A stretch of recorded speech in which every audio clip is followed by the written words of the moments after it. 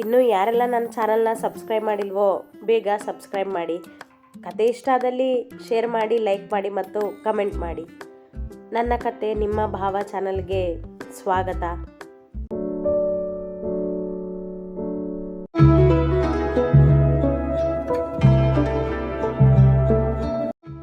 Car ಹತ್ತಿ ಹೊರಟ ಯಶಸ್ವಿನಿಗೆ ಅಭಿರಾಮನ ಸ್ನೇಹ ಮಾಡುವ ದಾರಿ ಬೇಕಿತ್ತು. ಮನೆಯಲ್ಲಿ ಅವ ಹುಡುಗಿಯರ ಸ್ನೇಹ ಮಾಡುವುದಿಲ್ಲ ಎಂದಿದ್ದನಲ್ಲ, ಅದೇ ತಿಳಿಯದಾಗಿತ್ತು. ಆದರೂ ಹೇಗಾದರೂ ಮಾಡಿ ಅವನ ಸ್ನೇಹ ಬೆಳೆಸಿ ಆ ಮನೆಗೆ ಹತ್ತಿರ ಆಗಬೇಕು ಎಂದುಕೊಂಡವಳ ಕಣ್ಣಿಗೆ ಬಿದ್ದಳು ವೈಭವಿ. ಇವಳು ವೈಭವಿ ರೆಸ್ಟೋರೆಂಟ್ ಓನರ್ ಅಲ್ವಾ? ಇವಳೇ ಅಭಿಗೆ ಫ್ರೆಂಡ್ ಆಗಿರೋದು. ರಸ್ತೆಯ ಬದಿಯಲ್ಲಿ ನಿಂತಿದ್ದ ವೈಭವಿಯನ್ನು ನೋಡಿದವಳ ತಲೆಯಲ್ಲಿ ತಟ್ಟನೆ ಹೊಳೆಯಿತು ಉಪಾಯ. ಎಸ್, ಇವಳನ್ನು ಫ್ರೆಂಡ್ ಮಾಡಿಕೊಂಡ್ರೆ ಅಭಿ ನನಗೆ ಫ್ರೆಂಡ್ ಆಗ್ತಾನೆ ಯೋಚಿಸಿ ಅವಳ ಮುಂದೆಯೇ ಕಾರ್ ನಿಲ್ಲಿಸಿದಳು.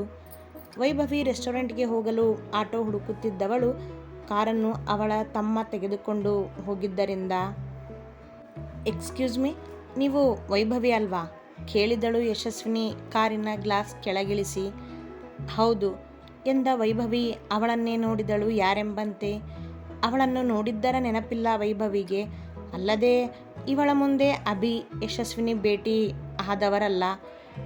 ನಾನು ನಿಮ್ಮ ರೆಸ್ಟೋರೆಂಟ್ನಲ್ಲಿ ನೋಡಿದ್ದೆ ನಿಮ್ಮನ್ನು, ಅದೇ ಪಾರ್ಟಿನಲ್ಲಿ. ಅಲ್ಲಿಗೆ ಹೋಗೋದಕ್ಕೆ ನಿಂತಿದ್ದೀರಾ ಅನಿಸುತ್ತೆ.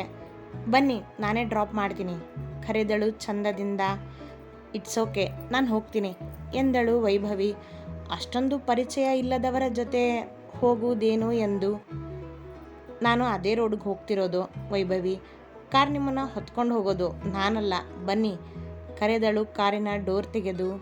ಚೂರು ಮುಜುಗರದಿಂದಲೇ ಹತ್ತಿ ಕುಳಿತ ವೈಭವಿ ಥ್ಯಾಂಕ್ ಯು ಎಂದಳು ಮೊದಲೇ. ಯಶಸ್ವಿನಿ ಸಣ್ಣ ನಗೆಯೊಂದಿಗೆ ಕಾರ್ ಸ್ಟಾರ್ಟ್ ಮಾಡಿದಳು. ನಿಮ್ಮ ರೆಸ್ಟೋರೆಂಟ್ನಲ್ಲಿ ಫುಡ್ ತುಂಬ ಚೆನ್ನಾಗಿದೆ ವೈಭವಿ. ತನ್ನ ಲಾಭಕ್ಕಾಗಿ ಹೇಳದೆ ಸತ್ಯವನ್ನೇ ಹೇಳಿದಳು. ಥ್ಯಾಂಕ್ ಯು ಎಂದಳು ವೈಭವಿ. ಅದೇ ಸಮಯಕ್ಕೆ ಅಥರ್ವನ ಕರೆ ಬಂದಿತ್ತವಳಿಗೆ. ಹೇಳು ಅಥರ್ವ್ ಎಂದಳು ರಿಸೀವ್ ಮಾಡಿ. ಯಶಸ್ವಿನಿಯ ಕಿವಿ ನಿಮಿರಿದವು. ಕಾರಿಲ್ಲ ಅಂದೆ ರೆಸ್ಟೋರೆಂಟ್ಗೆ ಹೋಗೋದಕ್ಕೆ, ಕಳಿಸ್ಕೊಡ್ಲಾ ಕೇಳಿದನವ ಕಾಳಜಿಯಿಂದ. ವೈಭವಿ ಅವನಿಗೆ ಸ್ವಲ್ಪ ಹೊತ್ತು ಮೊದಲೇ ಮೆಸೇಜ್ ಮಾಡಿದ್ದಳು. ಅವಳ ಸೇವೆಗೆ ಇವ ಸದಾ ಸಿದ್ಧನೇ. ಬೇಡ ಅಥರ್, ಒಬ್ಬರು ಮೇಡಮ್ ಡ್ರಾಪ್ ಕೊಡ್ತಿದ್ದಾರೆ ಎಂದಳು. ಯಾರದು? ನಿನಗವ್ರು ಗೊತ್ತಾ? ಗೊತ್ತಿಲ್ಲದೆ ಇರೋರ ಹತ್ರ ಯಾಕೆ ಡ್ರಾಪ್ ತೊಗೊಳೋದು ನೀನು? ರೇಗಿದ ಸ್ವಲ್ಪ. ಹಾಗೇನಿಲ್ಲ ಅಥರ್, ಅವರಿಗೆ ನನ್ನ ರೆಸ್ಟೋರೆಂಟ್ ಗೊತ್ತಂತೆ ಎಂದಳು. ಹೌದಾ? ಆದರೂ ಹುಷಾರು, ರೀಚ್ ಆದಮೇಲೆ ಕಾಲ್ ಮಾಡು ಎಂದು ಕಾಲ್ ಕಟ್ ಮಾಡಿದ. ನನಗೆ ಮೇಡಮ್ ಅನ್ಬೇಡಿ ವೈಭವಿ, ಕಾಲ್ ಮೀ ಯಶಸ್ವಿನಿ ಎಂದಳು. ಯಶಸ್ವಿನಿ? ನೀವು ವರ್ಧನ್ರವರ ಮಗಳು ಹೌದೋ ಅಲ್ಲವೋ ಎಂಬ ಅನುಮಾನದಿಂದಲೇ ಕೇಳಿದಳು. ಅಥರ್ವ್ ಇವಳಿಗೆ ಮನೆಯಲ್ಲಿ ನಡೆದಿದ್ದನ್ನು ಹೇಳಿದ್ದ ಹಿಂದಿನ ದಿನ ರಾತ್ರಿ. ಹಾಗಾಗಿ ಎಲ್ಲವೂ ಗೊತ್ತಿತ್ತವಳಿಗೆ. ಯಾಕೆ, ನೋಡಿದಿರಾ ನೀವು ನನ್ನನ್ನು ಮೊದಲೇ? ಅವಳಿಗೂ ವಿಷಯ ಗೊತ್ತಿರಬಹುದೇನೋ ಎಂದು ಕೇಳಿದಳು. ನೋಡಿಲ್ಲ, ಬಟ್ ನೀವು ವರ್ಧನ್ರವ್ರ ಮಗಳು ತಾನೆ? ಕೇಳಿಯೇ ಬಿಟ್ಟಳು ತಿಳಿದುಕೊಳ್ಳಲು. ಹೌದು ಎಂದಳು ಯಶಸ್ವಿನಿ.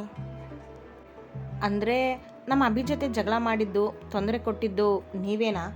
ಕಾರ್ ನಿಲ್ಲಿಸಿ ಮೊದಲು ಎಂದಳು ಡೋರ್ ಹಿಡಿದು. ಅಂದರೆ ನಿಮಗೆ ಎಲ್ಲನೂ ಗೊತ್ತಾ? ಕಾರ್ ನಿಲ್ಲಿಸದೆ ಕೇಳಿದಳು ಯಶು. ಗೊತ್ತಾ ಅಂತ ಬೇರೆ ಕೇಳ್ತಿದ್ದೀರಾ? ನಿಲ್ಲಿಸಿ ಕಾರ್ನ ಎಂದಳು ಮತ್ತೆ. ಪ್ಲೀಸ್ ಪ್ಲೀಸ್ ನನ್ನ ಮಾತು ಕೇಳಿ ವೈಭವಿ, ನನಗೆ ನಿನ್ನ ಫ್ರೆಂಡ್ಶಿಪ್ ಬೇಕು. ಅಭಿ ನನ್ನ ಫ್ರೆಂಡ್ ಆಗಬೇಕು ಪ್ಲೀಸ್ ಎಂದಳು ಕಾರ್ ನಿಲ್ಲಿಸದೆ. ನಮ್ಮ ಅಭಿಗೆ ತೊಂದರೆ ಕೊಟ್ಟಿರೋ ನಿಮ್ಮ ಜೊತೆ ಏನು ಫ್ರೆಂಡ್ಶಿಪ್? ಏನು ಬೇಡ, ಕಾರ್ ನಿಲ್ಲಿಸಿ ಜೋರು ಮಾಡಿದಳು ವೈಭವಿ. ನನ್ನ ಮಾತಾದರೂ ಕೇಳಿ ವೈಭವಿ ವಿನಂತಿಸಿತು ಹುಡುಗಿ. ಕೇಳೋದಿಲ್ಲ ಅಂತ ಹೇಳಿದ್ನಲ್ಲ, ಕಾರ್ ನಿಲ್ಲಿಸಿ ಚೀರಿಯೇ ಬಿಟ್ಟಿತು ಈ ಹುಡುಗಿ. ಥಟ್ಟನೆ ಬ್ರೇಕ್ ಒತ್ತಿದಳು ಯಶಸ್ವಿನಿ.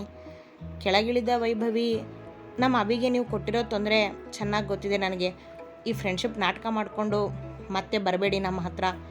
ಸುಡುಕಿದವಳು ಹಿಂದೆಯೇ ಬಂದ ಆಟೋಗೆ ಕೈ ಮಾಡಿ ಹತ್ತಿ ಹೋದಳು. ಶರ್ಮಾ ಮನೆತನದ ಗೆಳೆತನ ಬೆಳೆಸುವಲ್ಲಿ ಸೋತ ಯಶಸ್ವಿನಿ ಸ್ಟೇರಿಂಗಿಗೆ ತಲೆ ಇಟ್ಟು ಕಣ್ಮುಚ್ಚಿದಳು. ಈ ಅಭಿ ಸ್ನೇಹ ಬೆಳೆಸೋದು ಇಷ್ಟೊಂದು ಕಷ್ಟನಾ? ಛೇ, ಏನೋ ಒಂದು ಪ್ಲ್ಯಾನ್ ಮಾಡಿದ್ದೆ, ಅದು ವರ್ಕ್ ಆಗಲಿಲ್ಲ. ಏನು ಮಾಡಲಿ ಈಗ? ಎಲ್ಲ ಅಪ್ಪನಿಂದಾನೇ ಆಗ್ತಿರೋದು. ಇವ್ರಿಗೆ ಯಾಕೆ ಬೇಕು ಅವ್ರ ಜೊತೆ ಜಗಳ? ತಂದೆಯ ಮೇಲೆ ಕೋಪಗೊಂಡಳು. ಇನ್ನು ಈ ಸ್ನೇಹ ಬೆಳೆಸೋಕ್ಕೆ ಯಾರು ಹೆಲ್ಪ್ ತಗೋಬೇಕು ನಾನು ಎಂದು ಹಾಗೇ ಯೋಚಿಸುತ್ತಿದ್ದವಳಿಗೆ ಅಭಿಯೇ ಕಣ್ಮುಂದೆ ಬಂದಿದ್ದು. ಇಷ್ಟೆಲ್ಲ ಕಷ್ಟಪಡೋ ಬದಲು ನಾನು ಆ ದುರ್ವಾಸ ಮುನಿ ಹತ್ರನೇ ಹೋಗ್ತೀನಿ. ಅವನ ಜೊತೆ ಮಾತಾಡೋದಕ್ಕೆ ನನಗೇನೂ ಭಯ ಇಲ್ಲ.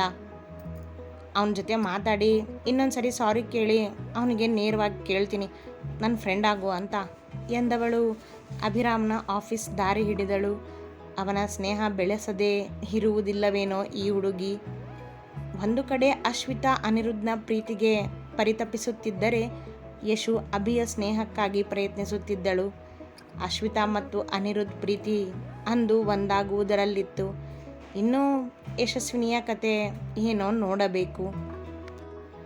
ಭಾರ್ಗವರವರು ಈಗೀಗ ಆಫೀಸ್ ಕೆಲಸಗಳಿಗಿಂತ ಹೊರಗಿನ ಕೆಲಸಗಳನ್ನೇ ಹೆಚ್ಚಾಗಿ ನೋಡಿಕೊಳ್ಳುತ್ತಿದ್ದರು. ರಾಜಕೀಯಕ್ಕೆ ಹೋಗದಿದ್ದರೂ ಅದರ ಒಲವು ಜಾಸ್ತಿ ಅವರಿಗೆ, ಜೊತೆಗೆ ಸಮಾಜ ಸೇವೆ. ಹಾಗಾಗಿ ಆಫೀಸ್ನಲ್ಲಿ ಅಭಿ ಒಬ್ಬನೇ ಇರುತ್ತಿದ್ದ. ಊಟದ ಸಮಯಕ್ಕಿನ್ನೂ ಗಂಟೆ ಕಾಯಬೇಕಿತ್ತು. ಟೇಬಲ್ ಮೇಲಿದ್ದ ಫೈಲ್ಗಳನ್ನೊಮ್ಮೆ ನೋಡಿ ಅಂದಿನ ಕೆಲಸದಲ್ಲಿ ಮುಳುಗಿದ್ದ ಅಭಿರಾಮ್. ಅವ ಇಷ್ಟಪಟ್ಟು ಸ್ನೇಹ ಬೆಳೆಸಿ ಪ್ರೀತಿಸಿದ ಹುಡುಗಿ ಅಲ್ಲೆಲ್ಲೋ ವಿದೇಶದಲ್ಲಿದ್ದಳು ಈಗ. ಅವಳ ದಾರಿ ಕಾಯುತ್ತಿರುವವ ಅವ ಈಗಲೂ. ಹಾಗಾಗಿಯೇ ಅವನಿಗೆ ಬೇರೆ ಹುಡುಗಿಯ ಸ್ನೇಹ ಕೂಡ ಬೇಡ. ಆದರೆ ಅವನ ಸ್ನೇಹ ಬೆಳೆಸಬೇಕೆಂದುಕೊಂಡಿದ್ದ ಹುಡುಗಿ ಬರುವಳೆಂದು ಅವನಿಗಾದರೂ ಏನು ಗೊತ್ತು. ಅನಂತ ನಿಲಯದಲ್ಲಿ ಭೇಟಿ ಮುಗಿಸಿ ದಾರಿ ಮಧ್ಯೆ ವೈಭವಿಯ ರೇಗಾಟ ಕೇಳಿ ನೇರವಾಗಿ ಅಭಿರಾಮನ ಎದುರಾಗಲು ಬಂದಳು ಯಶಸ್ವಿನಿ. ರಿಸೆಪ್ಷನ್ ಬಳಿ ಬಂದವಳು ನಾನು ಅಭಿರಾಮ್ನ ಮೀಟ್ ಮಾಡಬೇಕಿತ್ತು ಎಂದು ಕೇಳಿದಳು. 1 ನಿಮಿಷ ಮೇಡಮ್, ಕೇಳ್ತೀನಿ ಎಂದಳಾಕೆ. ಯಶಸ್ವಿನಿಯನ್ನು ಮೊದಲೊಮ್ಮೆ ನೋಡಿದ್ದರ ನೆನಪಿದ್ದರು. ಅದೇ ನೆನಪಾದ ಯಶಸ್ವಿನಿ ಕೇಳಿ ಹೋಗುವುದು ಯಾಕೆ ಎಂದುಕೊಂಡು ಇಟ್ಸ್ ಓಕೆ, ನಾನೇ ಹೋಗ್ತೀನಿ, ಥ್ಯಾಂಕ್ ಯು ಎಂದವಳೆ ನಿಲ್ಲದೆ ಓಡಿಯೇ ಬಿಟ್ಟಳು ಅವನ ಚೇಂಬರಿಗೆ. ಮೇಡಮ್ ಮೇಡಮ್ ಎನ್ನುತ್ತಾ ರಿಸೆಪ್ಷನಿಸ್ಟ್ ಅವಳ ಹಿಂದೆ ಬಂದಳು. ಅಭಿರಾಮ್ನ ಚೇಂಬರ್ ಬಾಗಿಲು ದೂಡಿದ ಯಶಸ್ವಿನಿ ಹಾಯ್ ಅಭಿ ಎಂದಳು. ಅಚ್ಚರಿ ಎನ್ನಿಸಿದರೂ ಅವಳನ್ನೇ ನೋಡಿದನವ ಗಂಭೀರತೆ ಹೊತ್ತು ಸರ್ ಇವರೇ ಓಡಿ ಬಂದರು ಎಂದಳು ರಿಸೆಪ್ಷನಿಸ್ಟ್ ಅವನೆಲ್ಲಿ ಬೈಯುವನೋ ಎಂದುಕೊಂಡು. ನೀನು ಹೋಗು ಎಂದ ಆಕೆಗೆ. ಅವಳು ಹೋದಾಗ ಒಳಬಂದ ಯಶಸ್ವಿನಿ ಏನು ಮಾಡ್ತಿದೀಯಾ ಸ್ನೇಹ ಭಾವದಲ್ಲೇ ಕೇಳಿದಳು. ಅವ ಈಗಲೂ ಮುಖ ಸಡಿಲಿಸದೆ ಕುಳಿತ. ಓ, ನಾನು ಯಾಕೆ ಇಲ್ಲಿಗೆ ಬಂದಿದ್ದೀನಿ ಅಂತ ಅಲ್ವಾ ನಿನ್ನ ಪ್ರಶ್ನೆ ಎನ್ನುತ್ತಾ ಅವನ ಬಳಿ ಹೆಜ್ಜೆ ಇಟ್ಟವಳು ಹಾಕಿದ್ದ ಹೀಲ್ಸ್ ಎಡವಿ ಬಿದ್ದೇ ಬಿಟ್ಟಳು ಅವನ ಮೇಲೆ. ಬಿದ್ದವಳನ್ನು ಸಂಭಾಳಿಸಿದ್ದ ಅಭಿ ಬೆನ್ನು ಬಳಸಿ ಅವಳುಸಿರು ಅವನ ಮೊಗಕ್ಕೆ ರಾಚುತ್ತಿತ್ತು ಭಯದಲ್ಲಿ.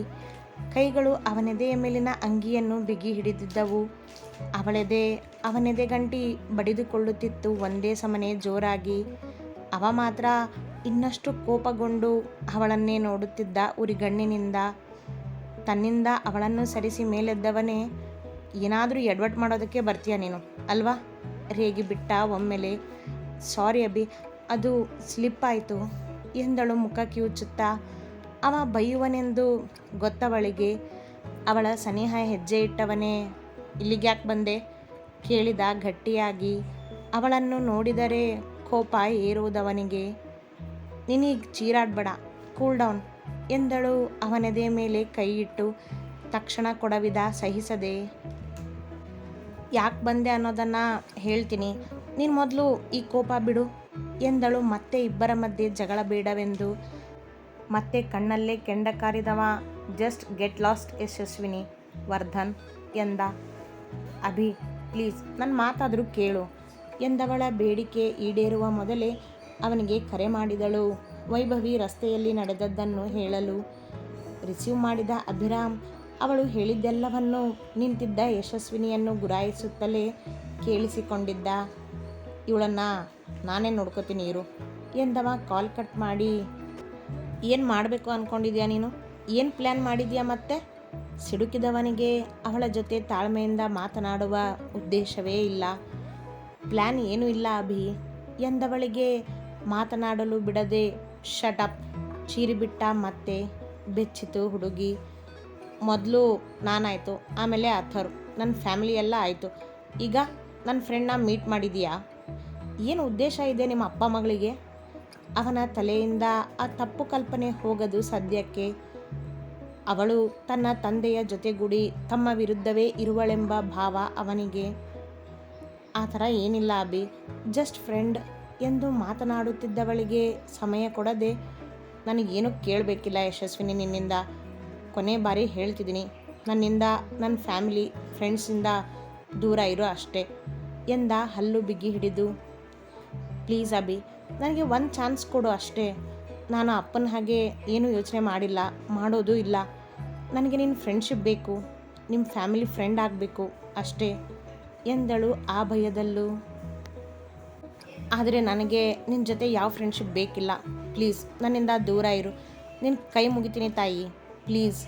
ಕೈ ಎತ್ತಿ ಮುಗಿದು ಎಂದು ಬಿಟ್ಟ. ಅವಮಾನ ಆದಂತಾಯಿತವಳಿಗೆ. ಕಣ್ತುಂಬಿದವು ತಡವಿಲ್ಲದೆ. ನಿರಾಸೆ ಕೂಡ. ಓಡಿಬಿಟ್ಟಳು ಅಳುತ್ತಲೇ ಅಲ್ಲಿಂದ. ಅವಳ ಕಣ್ಣೀರು ನೋಡಿ ಸಂಕಟವಾದಾಗ ತನ್ನ ಚೇಂಬರಿನಿಂದ ಹೊರಬಂದು ನಿಂತು ನೋಡಿದ ಅವಳು ಹೋಗುವುದನ್ನು. ಅಳುತ್ತಲೇ ಹೋದಳು ಹುಡುಗಿ. ಸ್ಟಾಫ್ ಎಲ್ಲ ಅವಳತ್ತ ನೋಡುತ್ತಿದ್ದರು, ಏನಾಯಿತೋ ಎಂಬಂತೆ. ಏನು ನೋಡ್ತಿದ್ರಾ, ಕೆಲಸ ನೋಡಿ. ಗದರಿದ ಒಮ್ಮೆ ಎಲ್ಲರನ್ನೂ ನೋಡುತ್ತಾ ತಲೆ ತಗ್ಗಿಸಿ ಕುಳಿತರು. ತಾನು ಒಳಬಂದು ಚೇರಿನಲ್ಲಿ ಕುಳಿತವ ಹಣೆಯ ಮಧ್ಯೆ ಕೈ ಬೆರಳಿಟ್ಟು ಕಣ್ಮುಚ್ಚಿದ. ನಾನು ನಿನ್ನ ಫ್ರೆಂಡ್ ಆಗಬಹುದಾ ಅಭಿರಾಮ್? ಕೇಳಿದ್ದು ನಯನಾಳ ಮೃದು ಧ್ವನಿ. ಅವಳತ್ತ ನೋಡಿದ ಅಭಿಯ ಕಂಗಳು ಅವಳ ಚಂದದ ಮೊಗವನ್ನು ತುಂಬಿಕೊಂಡವು. ಅವಳು ತನ್ನತ್ತ ಕೈ ಚಾಚಿದ್ದನ್ನು ನೋಡಿ ತಾನು ಕೈಕೊಟ್ಟು ಕುಲುಕಿ ಎಸ್ ಎಂದ. ಐ ಆಮ್ ನಯನ ಎಂದಳು ತನ್ನ ಹೆಸರು ಹೇಳುತ್ತಾ. ಗೊತ್ತು ಎಂದ ಅಭಿಯ ಮನದಲ್ಲಿ. ಅಂದು ಅವಳ ಮೇಲಿದ್ದದ್ದು ಪ್ರೀತಿಯ ಭಾವನೆಗಳೇ. ಅವನ ಈ ನೆನಪುಗಳು ಮುಂದುವರಿಯುವ ಮೊದಲೇ ಅಥರು ಕರೆ ಮಾಡಿದ. ಅವ ಕೂಡ ಯಶಸ್ವಿನಿಯ ಬಗ್ಗೆಯೇ ಮಾತನಾಡಲು ಕರೆ ಮಾಡಿದ್ದು. ವೈಭವಿ ಆಗಲೇ ಅವನಿಗೂ ಸುದ್ದಿ ಮುಟ್ಟಿಸಿದ್ದಳು. ಆದರೆ ಮೂವರಿಗೂ ಅವಳು ಮನೆಗೆ ಹೋಗಿ ಬಂದಿರುವುದರ ಬಗ್ಗೆ ಇನ್ನೂ ತಿಳಿದಿಲ್ಲ. ಅತಿ ಹೆಚ್ಚಿನ ಕಥೆಗಳಿಗಾಗಿ ಹಿಂಬಾಲಿಸಿ ಪ್ರತಿಲಿಪಿ ಆ್ಯಪ್ನಲ್ಲಿ ಪ್ರತಿಮಾ SH ಅವರನ್ನು.